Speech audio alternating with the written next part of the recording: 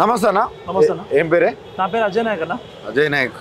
ఏందన్నా ఎట్లా ఉన్నది 5 నెలల కాంగ్రెస్ పాలన కావచ్చు, 10 ఏళ్ళ బీఆర్ఎస్ పాలన కావచ్చు?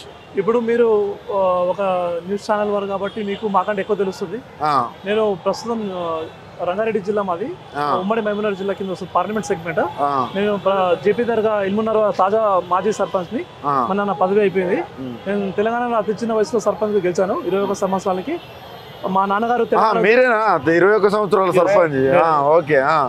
మా నాన్నగారు తెలంగాణ ఉద్యమంలో కూడా 2001 నుంచి కూడా కేసీఆర్ సార్ ఎంబడి ఉన్నారు.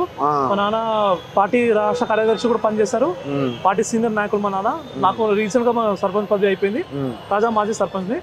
అయితే మీరు మాకంటే ఎక్కువ న్యూస్ ఛానల్స్ వాళ్ళకి చాలా గ్రౌండ్ లో ఎక్కువ ఉంటారు కదా. అదే మేము గ్రౌండ్ లో ఎక్కువ ఉంటాం కాబట్టి మా గ్రౌండ్ రియాలిటీ తెలుసు.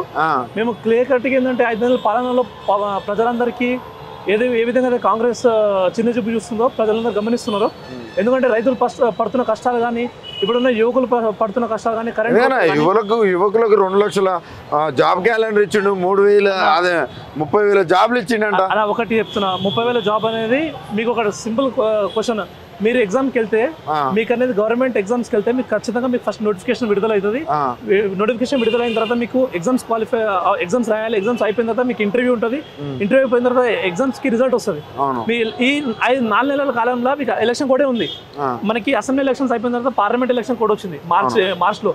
అప్పుడు మీకు 2 నెలల లోపల మీకు ఎక్కడ ఎగ్జామ్స్ అయిపోయినాయి, ఎక్కడ రిజల్ట్ వచ్చింది, ఎక్కడ మీకు నోటిఫికేషన్ అయింది, ఎక్కడ మీకు జాబ్లు ఇచ్చారు. ఈ అన్ని జూటా మాటలు. ఏంటంటే రేవంత్ రెడ్డి ప్రభుత్వానికి ఎవరు ప్రజలు నమ్మట్లేదు. ఇంకోటి ఏంటంటే గతంలో కంటే ఇప్పుడు ఏ విధంగా ఉందో పరిపాలన ప్రజలందరూ గమనిస్తున్నారు. ప్రజలు మార్పు కోరుకుంటారు అని చెప్పి వాళ్ళు ఏంటంటే ప్రజలు మార్పు కోరుకుంటారు అని చెప్తున్నారు. కానీ అసలుకి మొత్తం ఫాల్స్ ఎవిడెన్సెస్తోనే ప్రభుత్వం నడిపిస్తున్నారు. కాకపోతే ఖచ్చితంగా ప్రజలందరూ బుద్ధి చెప్తారు. రైతు భరోసా ఇస్తున్నారట అన్న. ఒకటి చెప్తున్నా, కేసీఆర్ గారు ఉన్నప్పుడు రైతు బీమా కానీ, రైతు బంధు కానీ, దళిత బంధు కానీ, బీసీ బంధు కానీ, మైనార్టీ బంధు కానీ, దాంతో పాటు ప్రతి ఒక్క ఆడపిల్లకి, గర్భిణీ స్త్రీలకి కేసీఆర్ కిట్ ఇచ్చేవారు. ఇప్పుడు ఏ విధంగా ఏ కిట్ నడుస్తుంది? ప్రభుత్వం చేస్తున్న పథకాలు మీకు వాళ్ళు డైవర్ట్ చేయడానికి ఏంటంటే ఫోన్ ట్యాపింగ్ కానీ, కవిత ఇష్యూ కానీ, లిక్కర్ స్కామ్ కానీ, అట్లాంటి ఇష్యూలు తీసుకొచ్చి పబ్లిక్ డైవర్ట్ చేస్తున్నారు తప్ప ప్రజలకి ఏ విధంగా అయితే ఏదైతే ప్రజలకి ఉపయోగపడే పని ఉంటుందో ఏది చేయట్లేదు. ఇంకోటి మీరు గమనించవచ్చు, ఈరోజు వాళ్ళు రాష్ట్రంలో కానీ, మన రాష్ట్రంలో అయితే ఏ విధంగా అయితే వాళ్ళు సింబల్ పైన కానీ వాళ్ళు ఇప్పుడు రాష్ట్రంలో ఏం చేస్తున్నారు? మన తెలంగాణ లోగో, తెలంగాణకి సంబంధించిన ఏదో ఆనవాయితీ మార్చేయాలని చెప్పి చూస్తున్నారు. కానీ అవి అన్ని ఫేక్.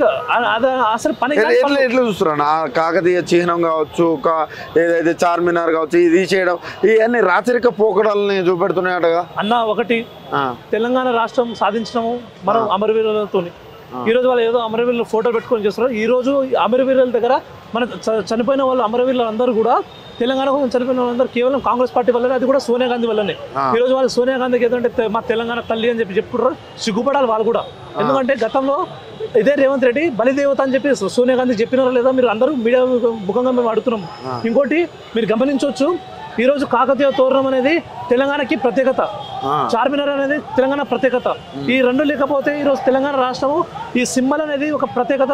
దేశంలోనే ఎక్కడ లేని విధంగా తెలంగాణ ఒకటే రాష్ట్రము అన్ని విధాలుగా తెలంగాణ సిగ్నిఫికెంట్ అనేది చూపించారు వాళ్ళు సింబల్లో. ఇది ఏంటంటే ఏదో ఎవిడెన్సెస్ ఏదో లేకుండా చేంజ్ చేద్దామంటే అది కరెక్ట్ కాదు. అదేవిధంగా రేవంత్ రెడ్డి ప్రభుత్వము ఈ యొక్క కంచెలు బద్దలు కొట్టినామా అంటున్నారు. ఇవన్నీ చూస్తే ఏమనిపిస్తుంది అన్న? మీకు ఒకటే చెప్తున్నా, సీఎం కేసీఆర్ గారు గతంలో మా మాజీ సీఎం కేసీఆర్ మా బాపు సీఎం ఉన్నప్పుడు ప్రగతి భవన్కి గేటులు పలగొట్టి మేము అన్ని కంచెలు పలగొట్టేసి మేము ప్రజాపాలనకి అందరికి పబ్లిక్కి మొత్తం ఓపెనింగ్ పెడుతున్నాం. ఏ విధంగా పబ్లిక్ సమస్యలు కూడా ప్రతి సోమవారం వచ్చి పబ్లిక్ సమస్యలు చెప్పని చెప్పిండు కదా. ఇదే ప్రజా దర్బార్లో ఈరోజు ఎవరికి పర్మిషన్ ఉంది? ఈరోజు ప్రతి ఒక్క మేధావి కూడా చాలా మంది బాధపడుతున్నారు. ఆర్టీసీ కార్మికులు కూడా బాధపడుతున్నారు, ఉద్యోగులు బాధపడుతున్నారు. అరే మాకు పోనీపై ఏదో మంచిగా చెడ్డదో కేసీఆర్ సారే మంచిగా ఉండని చెప్పి ఆలోచిస్తున్నారు. ఈరోజు ఈ అమరవీరుల స్తూపం దగ్గర సిగ్గుశరం లేకుండా నువ్వు ఇక్కడ కంచెలు వేసినావు. గతంలో పాలకులు ఇక్కడ ఎట్లాంటి కంచెలు లేకుండా ఎవరు కూడా అమరవీరుల స్తూపం దగ్గర ఫ్రీడమ్ ఉండే రావడానికి. ఈరోజు కంచెలు పెట్టినావు అంటే నీ చేతగాని తనం అని చెప్పి ప్రజలందరూ గమనిస్తున్నారు. ఓకే. అదేవిధంగా నా సాంగ్ పైన అసలు కీరవాణి తాళదాన్నే సింగరేఖలు లేడంటున్నా అందశ్రీ అన్న. అందశ్రీ గారు ఈ రాష్ట్రానికి మన రాష్ట్ర గీతం పాడించారు. దానికి మేము గౌరవిస్తున్నాము. అందర్శి గారు చాలా ఒక మేధావి. తెలంగాణ ఉద్యమంలో మలదశ ఉద్యమంలో చాలా మంచి కొట్లాడారు. అందర్శి గారిని మేము గౌరవిస్తాం. కాకపోతే అందర్శి గారు ఒకటి గుర్తుపెట్టుకోవాలి సార్, మీరు మీకు కేసీఆర్ గారు గౌరవం ఇవ్వలేదని తప్పుడు మాట చెప్పొద్దు. యూట్యూబ్లలో పోయి మీరు ఒకసారి వెనకాల రివైండ్ చేసి చూడండి. కేసీఆర్ గారు మీకు కాలు మొక్కి మీకు సన్మానం చేసిన కూడా వీడియోస్ మీకు గమనిస్తున్నాయి. ఇంకోటి కీరవాణి గారు ఒక మంచి మ్యూజిక్ డైరెక్టర్. దానికి మేము వ్యక్తిగత ఏ రోజు మేము వ్యతిరేకత కాదు. కాకపోతే తెలంగాణ సాధించినప్పుడు మనకి మంచి మంచి మేధావులు మ్యూజిక్ డైరెక్టర్లు. ఈరోజు మనకి ఇక్కడ ఉన్న సాంగ్ కూడా తెలంగాణలో పాడిన జయ జయ తెలంగాణ అనేది అందర్శి గారు పాడిన దానికి మేము గౌరవిస్తున్నాం. కానీ ఈరోజు మన తెలంగాణలో ఉన్న మంచి మంచి మ్యూజిక్ డైరెక్టర్ ఉన్నారు, వాళ్ళతో పాడిస్తే మీకు ఇంకా గౌరవం పెరిగేది. ఈరోజు కీరవాణి గారితో చేస్తే మీకేం గౌరవం పెరగదు. కాకపోతే ఏంటంటే ప్రజలందరూ గమనిస్తున్నారు, ఆంధ్ర వాళ్ళ దగ్గర మీరు వెట్టి చాకరీ చేస్తున్నారని చెప్పేసి అందరూ చేస్తున్నారు. ఇది మొత్తం స్క్రిప్ట్ చంద్రబాబు నాయుడు కాబట్టి, రేవంత్ రెడ్డి పక్కా ప్లాన్ చేస్తారు కాబట్టి ప్రజలందరూ గమనిస్తున్నారు. ఏ విధంగా కూడా మాకు ఇది లేదు. కాకపోతే తెలంగాణ ఆనవాయితీ ఏదైతే ఉందో సిగ్గుచరంలో కూడా నువ్వు ఇదే సెక్రటరీ కూర్చొని తెలంగాణ దశాబ్ది ఉత్సవాల గురించి ప్లానింగ్ చేస్తున్నారు. నీకు సిగ్గుచరం ఉంటే అదే దశాబ్ది ఉత్సవాలు అక్కడ కాకుండా నీవు గాంధీభవన్లో కూర్చొని చేసే ఉండే.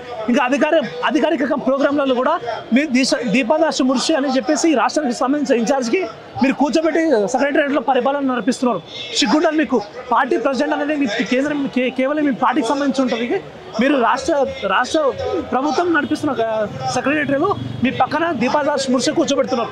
మీకు కొంచెం సిగ్గుండాలి. పార్టీ ఇన్ఛార్జ్ తీసుకొచ్చి కూర్చోబెడుతున్నారు. ఇన్ఛార్జ్ తీసుకొచ్చి పార్టీకి సంబంధించిన ఇన్ఛార్జ్ తీసుకొచ్చి ప్రభుత్వ ప్రోగ్రాంలో కూర్చోబెడుతున్నారు. మీరందరూ ప్రజలందరూ గమనిస్తున్నారు, యువకులు గమనిస్తున్నారు, మేధావులు గమనిస్తున్నారు, ఇక్కడ ఉన్న మహిళలు గమనిస్తున్నారు. తెలంగాణలో ఉన్న ఎంతో మంది అమరవీరులు త్యాగానికి ఈరోజు తెలంగాణకి సంబంధించిన ఏదైతే అమరవీరులు ఆత్మ బలిదానం చేసినో కేవలం కాంగ్రెస్ పార్టీ ప్రతి ఒక్కరు తెలుసు. చిన్నపిల్లల నుంచి పెద్ద ముస్లింలు కూడా కాంగ్రెస్ పార్టీ వల్లనే ఈరోజు ఈ రాష్ట్రం ఈ విధంగా అయింది. 10 సంవత్సరాలు కేసీఆర్ గారు ఏ విధంగా తెచ్చారో ఈ రాష్ట్రానికి అందరు ప్రజలు తెలుసు. ఇన్ఫ్లేషన్ కానీ, గ్రోత్ కానీ, డెవలప్మెంటల్ ఇష్యూస్ కానీ, ఎకనామిక్ గ్రోత్ కానీ ప్రతి విషయంలో కేసీఆర్ గారు ఏం చేశారో, కేసీఆర్ సార్ ఏం చేశారో, కేటీఆర్ సార్ ఏం చేశారో తెలుసు. ఈరోజు మీరు గొప్పగా చెప్పుకునేది ఈరోజు మీ సెక్రటరియట్ కానీ, అమరవీరుల స్తూపం కానీ ఈరోజు మీరు గొప్పగా చెప్తున్నాం. ఏది మన కాళేశ్వరం ప్రాజెక్ట్ కానీ అన్ని దగ్గర మీరు కామెంట్ చేస్తున్నారు తప్ప దాంట్లో ఏ విధంగా అయితే చేసారో మన కష్టానికి ఫలితం ఏందో ఇదే మన హరీష్ రావు సార్ మినిస్టరు ఈ నిద్ర లేకుండా రాత్రులు గడిపి కాళేశ్వరం ప్రాజెక్ట్ దగ్గర నిలబడి కట్టించారు. ఓకే, అందరూ గమనిస్తున్నారు. ఓకే, థ్యాంక్ యూ అన్న.